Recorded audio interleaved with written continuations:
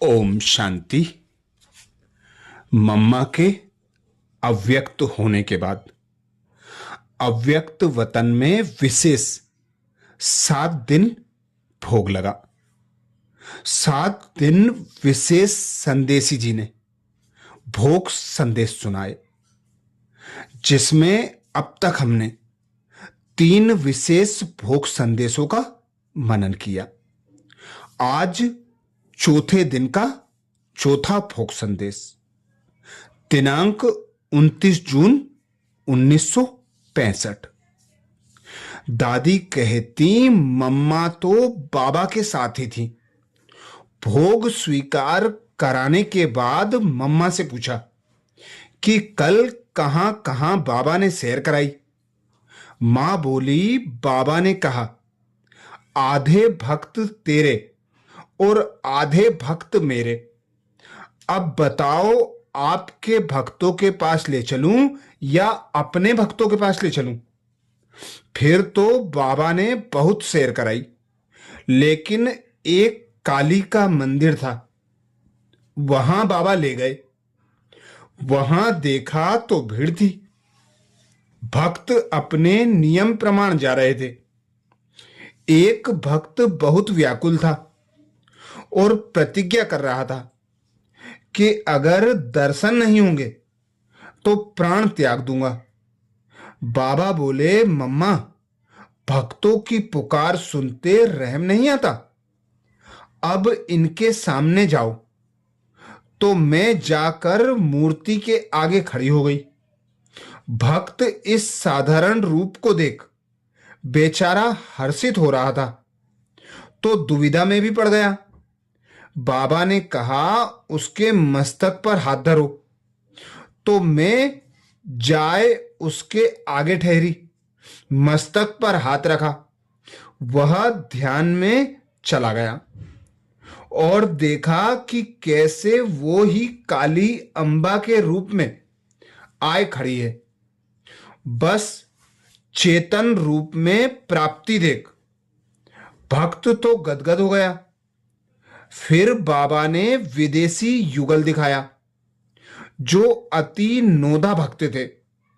बहुत घायल रूप में अंग्रेजी में प्रार्थना कर रहे थे और मां मां कहे बहुत मिलने की अभिलाषा प्रकट कर रहे थे। बाबा ने सुनाया कि भले ही अब ये क्रिश्चियन हैं, लेकिन भारतवासी पक्के भक्त हैं। कोई हिसाब के कारण वहां जन्म लिया है। कल जो पूछा था कि अंतिम समय आपको महसूसता थी या नहीं, उस पर मम्मा ने सारा समाचार सुनाया कि 4 दिन पहले अलमाइटी बाबा से मुलाकात हुई थी। तो उस लास्ट मिलन में बाबा की बातों से मुझे 100% निश्चय बैठा था कि अब मुझे जाना है, लेकिन 1% ना का था, क्योंकि पहले जब बाबा हमसे मिलता था तो कहता था कि अभी तुमको बहुत सेवा करनी है। अब जाने की बात ही नहीं। सोचो, तुम्हारा तो बहुत बड़ा पार्ट है, आदि आदि। लेकिन इस बारी जब हमने पूछा कि बाबा कब तक और कितना समय यह हिसाब किताब है, तो बाबा बोले बाकी थोड़े समय का ही है, अब जल्दी ही अंत होना है। और आदि से बाबा उस दिन गंभीरता से मुस्कुराने लगा, जो लगता था कि कोई गुह्य रहस्य छिपा हुआ है। साथ में फिर बीच बीच में यही कहता था कि बेटी सूक्ष्म वतन में चलेगी, वहां चलकर खेलेगी, बहलेगी। इन सब चरित्रों से पक्का महसूस हो रहा था कि बाबा अपने पास खींच रहा है। साथ में शरीर की कमजोरी बढ़ती हुई देख और भी पक्का होता जा रहा था। आखिरी दिन दिक्कत हुई, उसमें भी महसूस हो रहा था कि जैसे श्वास खींच रही है। 2 घंटे पहले मेरी शारीरिक शक्ति कम होने लगी थी और पक्का समझ में आ गया था, लेकिन मैं बोलूं, यह संकल्प नहीं था। आखिर सेकेंड में ऐसी अवस्था हो गई जैसे कि देह में हूं, लेकिन देह से न्यारेपन का, साक्षीपन का और अशरीरी कर्मातीत अवस्था का अनुभव हो रहा था। यह संकल्प ही बाबा ने मर्ज करा दिया कि मैं जा रही हूं। और क्या कह रहे थे, इस सुनने से भी मैं परे थी।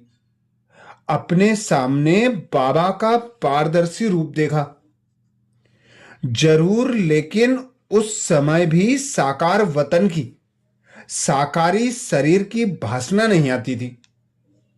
उसके बाद फिर हमने पूछा, मम्मा, शमशान की सीन बाबा ने आपको दिखाई? मां बोली, हां, बाबा ने सारी सीन दिखाई। ऐसी दिखाई जो अपने ही शरीर को साक्षी होकर देख रही थी।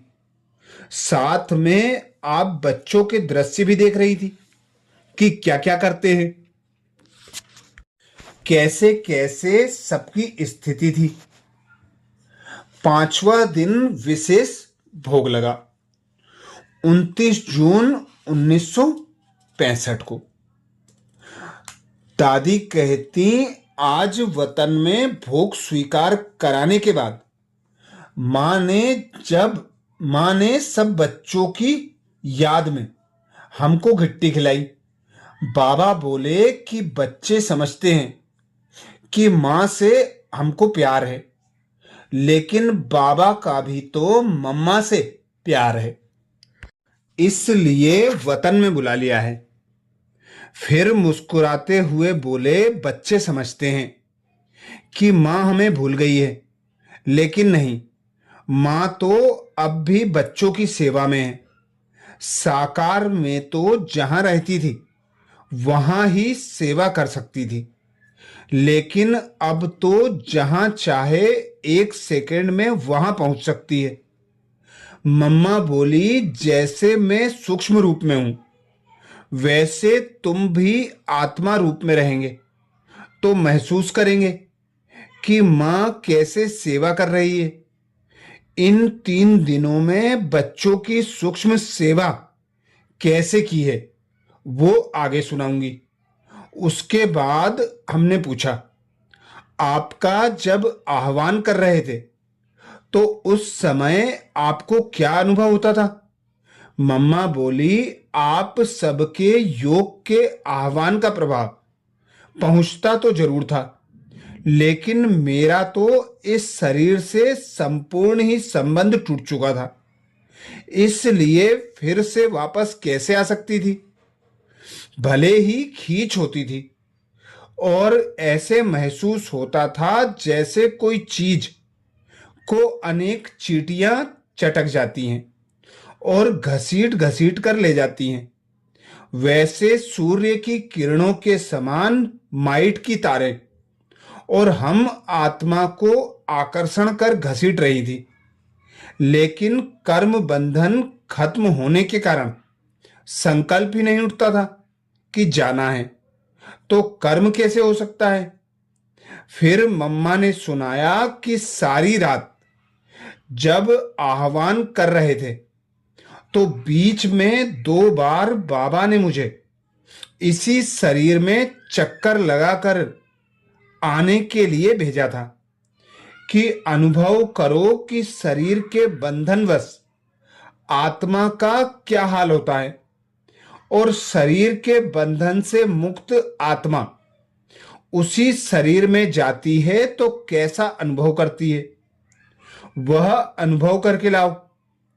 भले ही 2 बार आई, लेकिन ऐसे लगा जैसे कि कोई पराई जगह चक्कर लगाने आई हूं और शरीर बहुत ठंडा हो चुका था, इसलिए भले ही आत्मा प्रवेश हुई लेकिन चुरपुर नहीं हुई।